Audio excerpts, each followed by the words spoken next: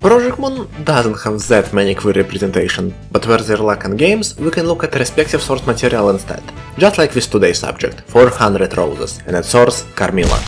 This is my Pride Month special, and while I'm not a part of it, it is of course inspired by Absolute Pride Resonance. If you don't know, it's a pro-LGBT charity event hosted by various Project Moon tubers. Link will be in the description, each donation is meaningful.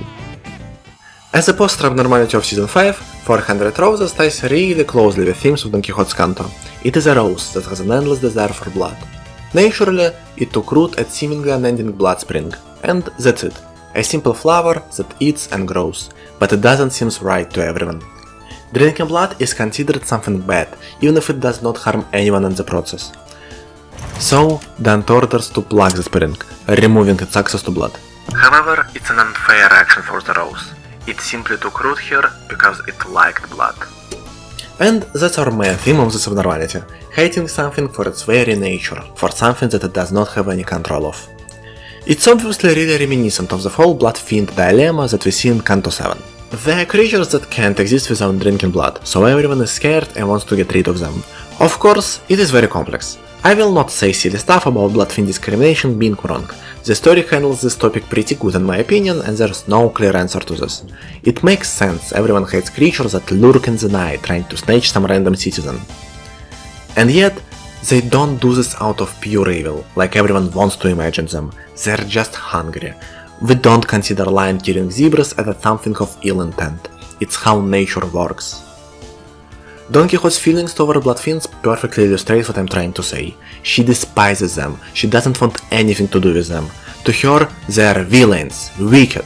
She can't look behind the basic "they kill people" to understand their true nature. And the same can be said about 400 Roses. While in her Sancho mode, she sees abnormality for what it is. It desires not to slay, nor does it to harm. That creature is merely yearns for blood.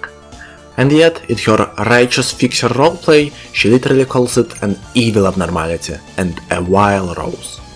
For better understanding, let's look into its source material.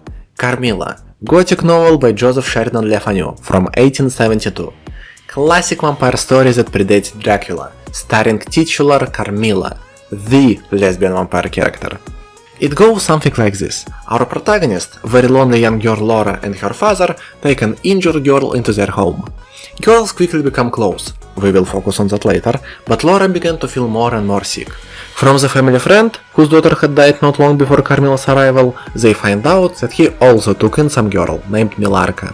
She and his daughter also bonded quickly, and she also became really sick, with the exact symptoms as Laura. Later, he saw that Mircalla was some kind of a monster that fed on his daughter while she slept. They connected it to Carmilla and figured that she is a dead Countess Mircalla. And then they staked, decapitated and burned her. Happy ending. Before discussing it properly, I want to point out the name thing. It is stated that vampires have some unique quirks to them, and in Carmilla's case, it is that she can only use names that work as an anagram of her original name. So, Abnormality's ego is called Mircalla, as the real name, and the ego gifts, as something smaller that came from the ego, are called Carmilla and Mircalla. Pretty neat.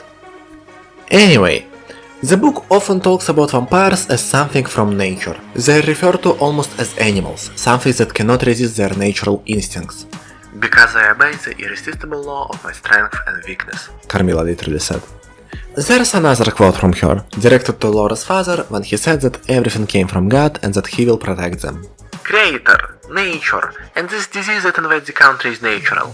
Nature, all things proceed from nature, don't they? All things in the heaven, in the earth and under the earth acts and live as nature ordains. I think so. Carmilla is the villain of the story, but we can't sympathize with her. She didn't choose to become a vampire. She wasn't all that bad to our knowledge before she became it, and we actually get a glimpse of her backstory from her cryptid talks to Laura. And, of course, all the talk about her nature is not only about vampirism. It's about her loving Laura. Passionate love to women is obviously here to portray her as something even more disturbing. Christianity does not really vibe with gay people, you know? She has this aspect to further solidify her ungodliness. She's constantly literally confessing her feelings to Laura, saying explicit stuff like "You're mine, you shall be mine, you and I are one forever." Laura is pretty oblivious to it, but scared, every time answering things like "Haha, what are you talking about? It is strange, I don't like it." So, this is a long but an important one. Stay with me. The vampire is prone to be fascinated with an engrossing vehemence, resembling the passion of love by particular persons. In pursuit of this, it will exercise inexhaustible patience and stratagem, for access to a particular object may be abstracted in 100 ways. It will never desist until it has satiated its passion and drained the very life of its coveted victim. But it will, in these cases, husband and protract its murderous enjoyment with the refinement of an epicure, and heighten it by the gradual approaches of an artful courtship. In these cases, it seemed to yearn for something like sympathy and consent. Yearn for sympathy and consent, haha, get it? Yearning, Mircalla. Ahem. This is a part of vampire nature, and yet she specifically chooses Laura. Chooses her in her childhood, by the way, not creepy at all. While reading the book for the first time, I assumed that this affection toward Laura is just playing with her food kind of thing. But rereading parts for the script made me think that there's more to it. Carmilla is saying that she will come clear, that she will share her backstory. She is saying that it's painful for her to keep secrets, but she will be able to tell everything soon. She's telling Laura that she must die for her, that she must come to death with her, loving her. To die as lovers may, to die together, so that they may live together.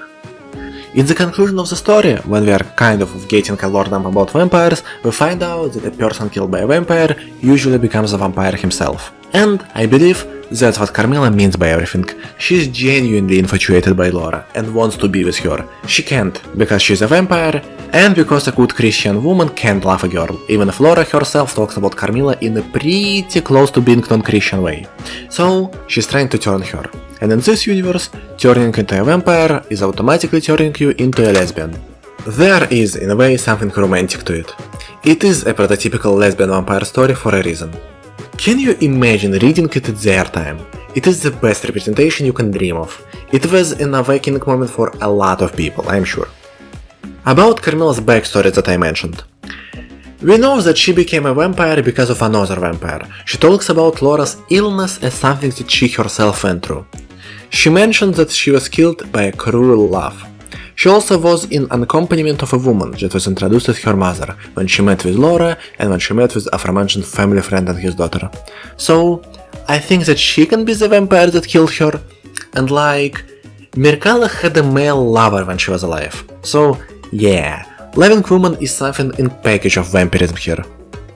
I'm sorry, I know that it's silly, but it's so much like kindred thing works, you know? Like how Carmilla got turned by some woman that loved her and now she's trying to turn Laura. As you can see, Carmilla is a literary source for 400 Roses for a reason. The book works within the themes of the abnormality. It portrays vampires as something that came from nature, something that just exists being a part of this world, and by extension it does portray queer people the same way. This is something that can't be overlooked when we analyze it. Something as simple as love, feelings that were not chosen, serve as the reason for hatred for many. Hatred based on prejudice, based on the artificial truths that were once told to you, and you never tried to question it. Just like the rose simply drank from the spring and did not hurt anyone, hatred is purely from the beliefs of the witness. Drinking blood is bad because it feels that way, and so is love for the same gender. If someone without cultural context was shown those things, he never would have considered them bad. This slowly transfers us in the religion themes of the abnormality. Each refraction railway final boss is someone based on it. There, religion serves as one of those set of truths, one of the reasons for hate, something that told you that it is bad. Vampires overall are a pretty religious theme. Naturally, there's a lot of Christianity in the book. Like, Carmilla talks ill of God and hates funeral processions. She's literally killed in the chapel, in the riot using stakes and everything like that. Abnormality being a rose could also be from this origin. Roses are a strong symbol in Christianity that could mean a lot of things. One of the most important is an attribute of Virgin Mary. She sometimes can be referred as a thornless rose, from the belief that roses in the Garden of Eden did not have their thorns, and that's something that they gained after the fall, symbolizing the original sin. And again, the theme of prejudice, looking at roses' thorns and thinking about it as something with a dark origin, disregarding that it could be just the way roses work, just a part of their nature, that's beautiful by itself. Another thing that roses could represent for Christianity is the Christ himself, but I think that's closer to the other railway final boss. Stepping away from the religious origins, what else could mean the roses? It's a pretty universal symbol for love, the romantic and passionate one. Even the name, 400 Roses. While I didn't find any reason for it to be specifically 400, my first association was a bouquet of roses. Like the flower theory and all. Different numbers of flowers in the bouquet, meaning different things and intentions as a gift. So, in this interpretation, it's a representation of love that everyone around deem unnatural and horrid. It can be more straightforward than that. The names of their musical themes that play during the fight also fit this idea. Marrying and non-marrying, meaning leave me and don't leave me, to me looks like a childhood game, where you pluck flower petals one by one while reciting loves me not. Also, first time that Laura sees Carmilla, she's in a dress with flower patterns. That can mean something, I guess. Before we will talk about egos, I want to say some small things that I didn't find any place for. Its design is pretty neat, like, it's silly in a way, with body being so thin, but it's cool overall. Every time that I see it, I think about that flower boss from Cuphead and its dance-like animation. The ring of thorns around its butt looks like a spike collar. Edgy. I like what they are doing with the vines, animations are great, it looks so fluid, a great thing to do with Abnormality without a proper body. Coolest thing about it is its wings. It has a strong bat motif that persists in both egos. I want to grumble a bit about the fact that Carmilla has nothing to do with bats. Vampires back then were not associated with them, she was shape-shifting into the cat. But yeah, overall it is a good decision. Everyone thinks about bats when they see vampires. And her wings being just the thorns, without anything like feathers and skin, vibes into a demon's category, furthermore solidifying the idea of it looking as something incredibly evil to everyone. Okay, Don Quixote. You will be shocked, but it symbolizes the fact that she's a bloodfiend. My immediate reaction after completing Murder at Warpa's Press was, don't they dare to put Carmilla in her battle pass. It seemed too simple and on the nose, the vampire characters getting the vampire ego. But in the end, it worked with the story they're telling with her canto, so after all, it was a good pick. Like yeah, everything that I said in the start about this Abnormality representing bloodfiends also, in a way, works for her specifically. But now with double meaning, that she's not only the one who deals with the hate, she's also the one who hates. Why is it that some were given the role of a villain the moment they were released into the system? You know, another thing that it represents here is how she's different from other people in the city. The same goes for her literary origin. Don Quixote is an idealist, to a delusional degree, someone who sees the world as something from fiction, a pure simple place with heroes and villains. And even if everyone around thinks that it's insane, even trying to help when it's unwanted, Don Quixote is happy in the state. Whatever it may seem to others, there is something beautiful in it.